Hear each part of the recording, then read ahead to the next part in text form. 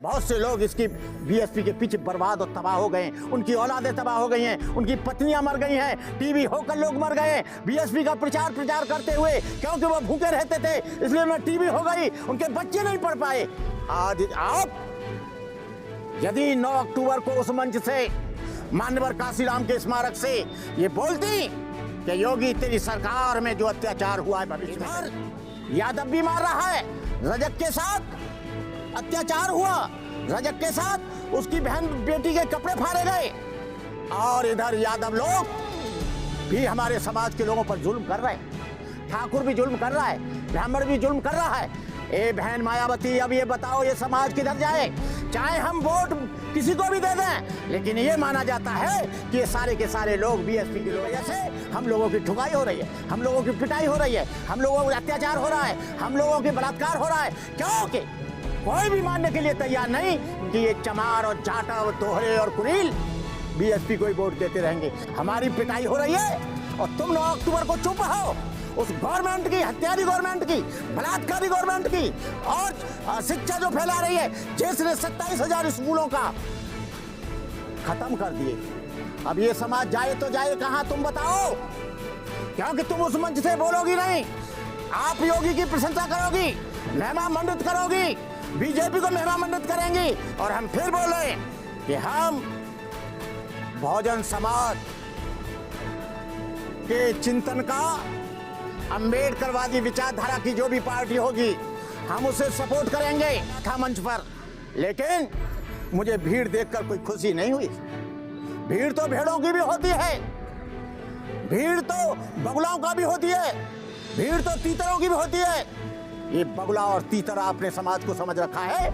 आप उस मंच से दहाड़ थी कि योगी तेरी गवर्नमेंट में, बीजेपी की गवर्नमेंट में एक आईजी पद के व्यक्ति को, जो आईपीएस था, उसको आत्महत्या क्यों करनी पड़ी? सीजीआई के ऊपर जूता क्यों फेंका गया? ये बंथरा में बलात्कार क्यों हुआ? रजक लड़की के साथ नंगा क्यों किया? तुम्हारी रैली में से अभी लौट कर गए थे, किसी की आंख फोड़ दी, किसी के हाथ तोड़ दिए, किसी की टांग तोड़ दी। उन्होंने कहा कि कहां से आ रहे हो?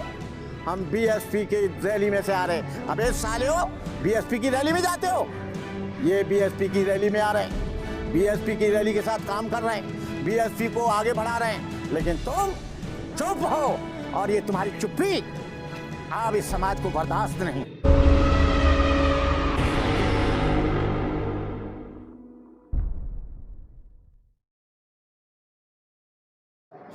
हेलो हेलो हेलो, जूम कर दो।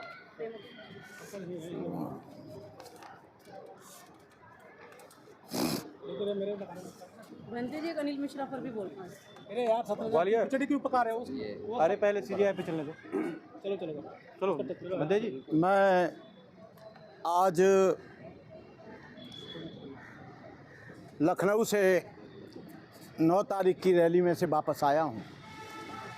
रैली को देखकर बहुत अच्छा लगा, भीड़ बहुत थी, अपने रिकॉर्ड को भी तोड़ दिया, लेकिन भीड़ को जो संदेश जाना चाहिए वो संदेश भीड़ को नहीं गया। बहन मायावती ने बहुजन महापुरुषों के सम्मान देने का बहुत बड़ा काम किया, इसमें भी दो राय नहीं है। उन्होंने बहुजन समाज के प्रेरणा स्थल बनाए, इसमें भी सवाल नहीं है। उनकी गवर्नमेंट थी तब बहुजन समाज को बहुत साहस, हिम्मत और कुव्वत मिली। लेकिन मुझे दुख जब हुआ जब बहन जी ने उत्तर प्रदेश की सरकार की प्रशंसा की। ये उत्तर प्रदेश की गवर्नमेंट के होते हुए बंथरा में, लखनऊ में परसों 11वीं की छात्रा के साथ 5 समणों ने, 5 ठाकुरों ने बलात्कार किया। उससे पहले एक हरियाणा के आईपीएस अधिकारी आईजी रैंक को जातिवाद के कारण अपनी आत्महत्या करनी पड़ी। एक व्यक्ति जो आईपीएस था उसका इतना उत्पीड़न किया गया, मिनिस्ट्री से लेकर, सचिव से लेकर डीजीपी से लेकर डीआईजी से लेकर कि उस व्यक्ति को आत्महत्या करनी पड़ी। लेकिन मैं इस बात से मुतमिन नहीं, उस आदमी को हत्या नहीं करनी चाहिए थी। यदि मरना ही था तो पहले अपने डिपार्टमेंट से अपने लिए पहले से उसे हथियार लेना चाहिए था और जुल्मियों को उसे साफ करना चाहिए था। ये पे जो हमला हुआ है उसको कैसे देखते? ये सीजीआई पर जो हमला हुआ है ये जातिवाद से पूरा का पूरा प्रेरित है। इसमें मोदी जी का हाथ है, इसमें आरएसएस का हाथ है। इसमें मोदी आरएसएस का इसलिए हाथ है क्योंकि वो आदमी जिसने हमला किया राजकिशोर ने, वो बहुत दिन से घुटन्ना पहनकर आरएसएस की ट्रेनिंग लेकर उसको बताया गया कि तू जो सीजीआई बना है शेड्यूल कास्ट का, तुम उस पर जूता फेंकना और इन दलित लोगों को, बहुजन समाज के लोगों को ये बताना है कि जो तुम्हारा देश का न्याय देता है, फांसी देने का, आजीवन कारावास का, हम उसको भी जूता से पीट सकते हैं, उसके ऊपर भी जूता फेंक सकते हैं। ये सब मनुवादियों की चाल है। वो तो कह रहे हैं कि फिर मारेंगे। हाँ, फिर मारेंगे, हाँ, हमेशा मारेंगे जब तक ये समाज बागी नहीं होता है। निग्रोज लोगों पर जुल्म हुआ।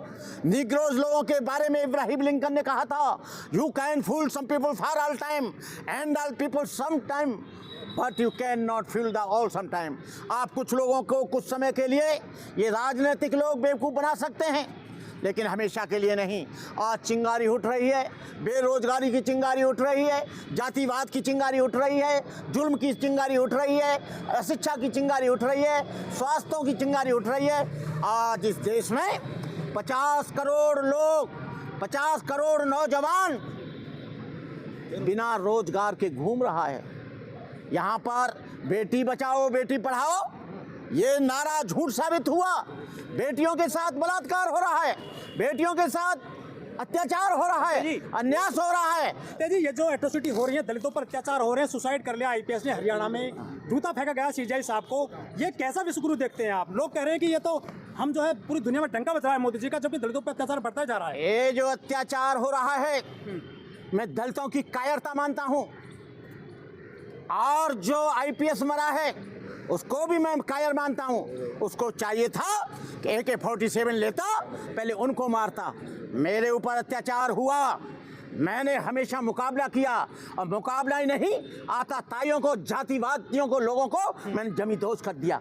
मैं अपने लोगों को आपके चैनल के माध्यम से कहना चाहूँगा, इन नेताओं के ऊपर भरोसा मत करना।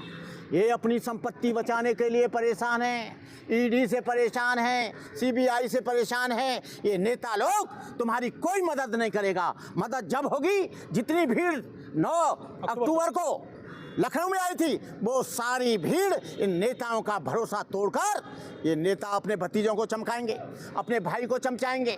और इनके भाइयों को जाना चाहिए, इसके भतीजे को जाना चाहिए जहाँ पर जुल्म होता है, अत्याचार होता है, अन्याय होता है, व्यभिचार होता है, बलात्कार होता है, चोरी होती है, डकैती होती है, कत्ल होते हैं। लेकिन ये लोग एसी में बैठकर, अभी मेरा मुंह नहीं खुल रहा है, बहन जी को चाहिए था कि वो लखनऊ के मंच से ये कहती कि सीजीआई के, अब वो भले ही ट्वीट देती रहें, अब भले ही वो कोई भी व्हाट्सएप पर या फिर इंस्टाग्राम पे लिखते रहें, उसका कोई महत्व नहीं है।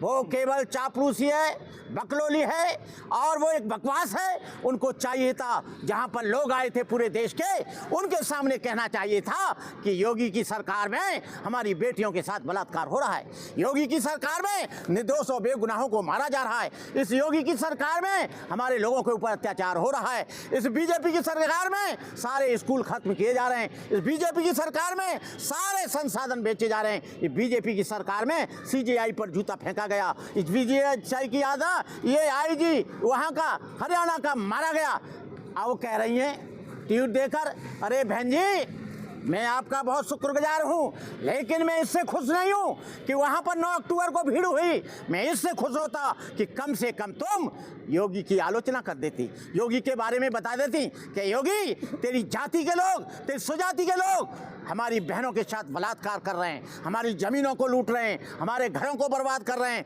हमारे घरों को तबाह कर रहे हैं, हमारे बच्चों का कत्ल कर रहे हैं, हमारे बच्चों को फांसी लगा रहे हैं और हमारे IPS अधिकारी जैसे और CG जैसे लोगों को जातिवाद के कारण उसे प्रताड़ित किया जा रहा है, उत्पीड़ित किया जा रहा है। बहन जी, तुमने उस मंच से तो कुछ बोला नहीं, अब ट्वीट दे रही हो।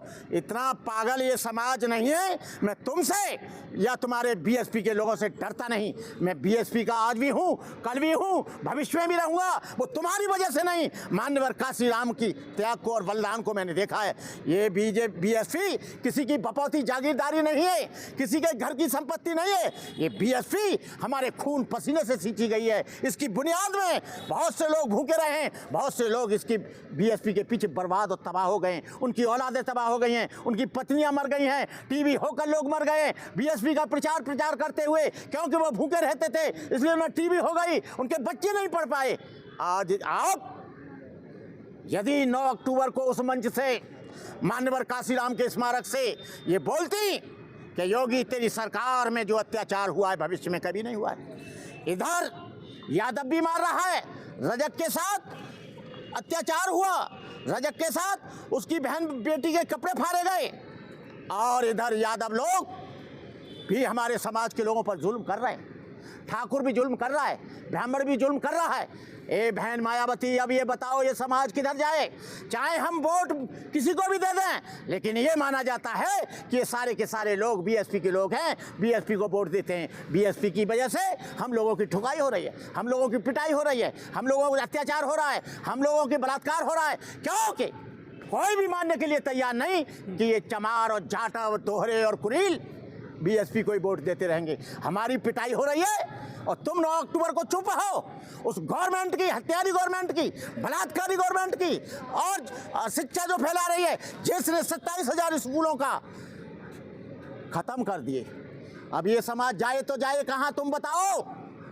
क्योंकि तुम उस मंच से बोलोगी नहीं। आप योगी की प्रशंसा करोगी, महिमा मंडित करोगी, BJP को महिमा मंडित करेंगी और हम फिर बोल रहे हैं कि हम बहुजन समाज के चिंतन का, अम्बेडकरवादी विचारधारा की जो भी पार्टी होगी हम उसे सपोर्ट करेंगे। मैं आया था 9 तारीख को, मंच पर भी गया था, एक दिन पहले पूछना अपने कोऑर्डिनेटरों को, जो कोऑर्डिनेटर लखनऊ का है, जो कोऑर्डिनेटर अलीगढ़ का और बरेली का है। मैं गया था मंच पर, लेकिन मुझे भीड़ देखकर कोई खुशी नहीं हुई। भीड़ तो भेड़ों की भी होती है, भीड़ तो बगुलाओं का भी होती है, भीड़ तो तीतरों की भी होती है। ये बगुला और तीतर आपने समाज को समझ रखा है। आप उस मंच से दहाड़ थी कि योगी तेरी गवर्नमेंट में, BJP की गवर्नमेंट में एक IG पद के व्यक्ति को, जो IPS था, उसको आत्महत्या क्यों करनी पड़ी? CGI के ऊपर जूता क्यों फेंका गया? ये बंथरा में बलात्कार क्यों हुआ? रजक लड़की के साथ नंगा क्यों किया गया? आपको जाटवों के साथ अत्याचार क्यों किया गया? जाटवों को तुम्हारी रैली में से अभी लौट कर गए थे, किसी की आंख फोड़ दी, किसी के हाथ तोड़ दिए, किसी की टांग तोड़ दी। उन्होंने कहा कि कहाँ से आ रहे हो? हम BSP की रैली में से आ रहे हैं। अबे साले हो, BSP की रैली में जाते हो? ये BSP की रैली में आ रहे हैं, BSP की रैली के साथ काम कर रहे हैं। BSP को